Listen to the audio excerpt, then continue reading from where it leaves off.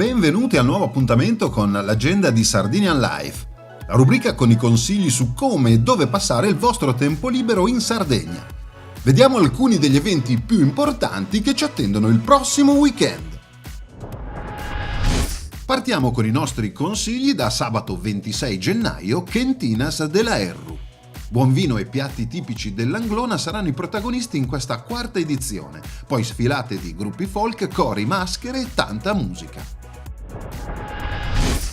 Possiamo scaricare la locandina con il programma completo dalla pagina Facebook Quentinas Eventi La Erru.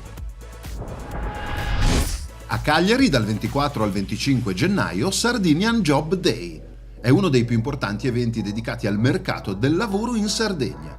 Questa edizione è incentrata sull'innovazione digitale e sull'incidenza dei processi di trasformazione tecnologica nell'organizzazione del lavoro e nelle professioni. Per maggiori informazioni possiamo visitare la pagina di Aspal.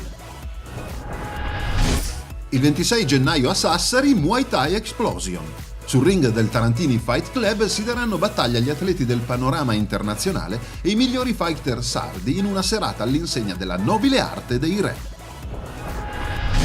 Troviamo tutte le info utili sulla pagina Tarantini Fight Club Training Center.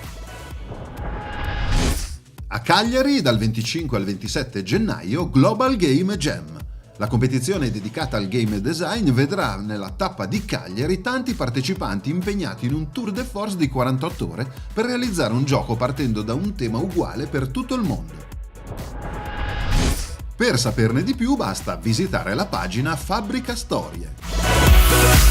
Vi ricordo che tutti gli appuntamenti sono online sulla pagina Facebook di Sardinian Life.